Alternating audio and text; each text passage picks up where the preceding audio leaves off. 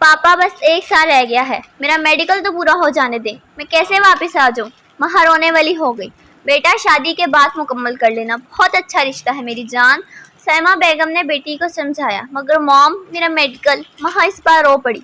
बस मेरे बच्चे रोते नहीं, मुझे नहीं मालूम आगे ज़िंदगी मुझे कितनी मोहलत देती है। मैं बस अपनी ज़िंदगी में तुम्हारी आबाद देखना चाहती हूँ। साबिर साहब ने कहा तो माँ तड़प गई। पापा ऐसे तो मत कहीं, कुछ नहीं होता, आपको इतनी जल्दी ब्लैकमेल करने की ज़रूरत नहीं, आ रही हूँ वापस, कर दें हाँ।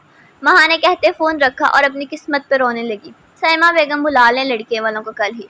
साबिर साहब ने कहा तो सैमा बेगम बेटी के लिए दुआएं करती लड़के वालों को कॉल करने लगी। जी जी जी बहन जी, आप फिक्र ही ना करें। जी जी, बस आप लोग आ जाएं, कल मुंह मीठा करते हैं, साथ डेट भी फाइनल कर लेंगे। जी जी, फी अमान अल्लाह। सैमा बेगम ने मुस्कुराते हुए फ़ोन रखा और अब का शुक्र अदा करने लगे। तमीज़ जफ़र एक पढ़ी लिखी फैमिली से ताल्लुक़ रखता था।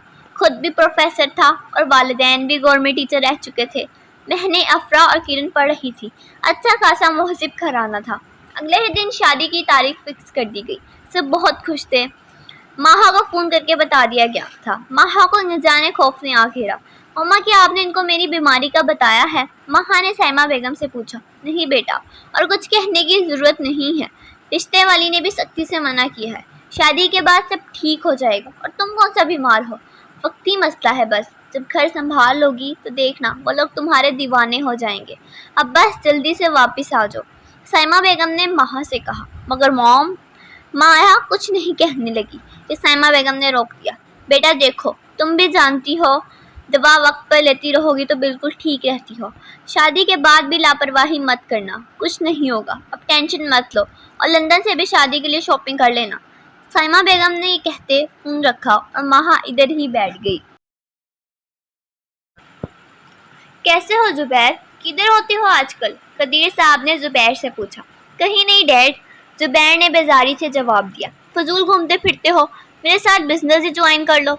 कदीर ने जुबैर को कहा तो जुबैर ने बेजारी से बाप को देखा। हाँ, आपका बिजनेस ज्वाइन करूँ और लड़कियों का धंधा करूँ, इससे बेहतर डैड मैं निकम्मा ही ठीक हूँ, जुबैर ने कहा तो कदीर का पारा हाई हुआ।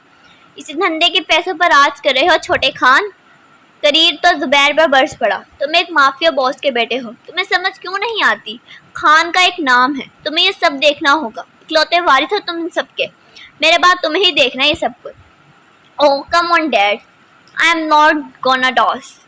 ड्रग्स तक तो ठीक है, मगर आप क्यों भूल जाते हैं हमारे घर में भी एक लड़की है जिसको आप बेटियों की तरह मोहब्बत करते हैं। मेरी हमराज, मेरी दोस्त है वो, चचा की बेटी। जुबैर कह रहा था कि कदीर ने जुबैर को रोका।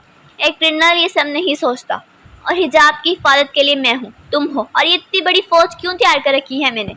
कोई मेरी बेटे को आंख उठाकर नहीं देख सकता। कदीर ये कहकर चला गया और जुबैर सोच में पड़ गया। माहा वापस आ चुकी थी और उसकी शादी की तैयारियां मुकम्मल हो चुकी थी। माहा दुल्हन बने बैठे बहुत खूबसूरत लग रही थी। बारात आ गई। अचानक बाहर से शोर उठा तो माहा का दिल बैठा। सैमा बेगम ब्राइड रूम से निकलने लगी कि माहा गिर पड़ी और उसका जिस्म झटके खाने लगा। माहा मेरी जान, उठो मेरी बच्ची। या रब, मैं क्या करूं? माहा मेरी बच्ची, होश में हो। सैमा बेगम परेशानी से माहा को हिलाने लगी। कुछ सेकंड्स में ही माहा को होश आ गया, मगर इसका मेकअप खराब हो चुका था। माहा को ठीक देखकर सैमा बेगम की जान में जान है। मैं हीरा को भेजती हूँ, वो तुम्हारा मेकअप ठीक कर देती है। मम्मा ये क्या सिर्फ ठीक हो रहा है? माहा ने परेशानी से कहा। मेरी जान, ज़्यादा मत सोचो, अल्लाह खैर करेगा, सब ठीक होगा, सैमा बेगम ने कहा और रूम से निकली और हीरा को अंदर भेजा। कुछ देर बाद साबिर साहब निकाहनामा लिए ब्राइड रूम में आए। माँ ने धड़कते दिल के साथ निकाहनामे पर दस्तखत किए और खुद को जफ़र के नाम कर दिया। नहीं नहीं, मुझे यहाँ से निकालो, अब जिद नहीं करूँगा, मुझे निकालो। जुबैर पसीने शराबूर चीख रहा था। खान आंखें खोलें, देखिए आप ठीक हैं बिल्कुल, ख्वाब है, बुरा ख्वाब। आंखें खोलें। हिजाब जुबैर का चेहरा टपक रहा था। अचानक हिजाब ने साइड से पानी का गिलास उठाया और जुबैर पर फेंका तो जुबैर हड़बड़ा कर उठा। ये क्या तरीका है हिजाब? जुबैर ने गुस्सा काबू करते हुए कहा। उफ तौबा, इतनी पक्की नींद कब से हिला रही हूँ, और तरीके की बात तो आप ना ही करें, खुद चला चला कर मेरी नींद खराब की, उसका क्या? हिजाब ने नाक चढ़ाकर कहा तो जुबैर शर्मिंदा हुआ।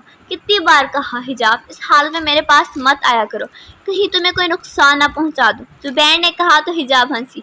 زبیر نے گھور کر دیکھا۔ خان آپ کبھی مجھے کوئی نقصان نہیں پہنچا سکتے اور آج آپ اپنی دوا لینا بھول گئے تھے، تبھی پینک اٹیک ہوا۔ دوا لیں اور سکون سے سو جائیں۔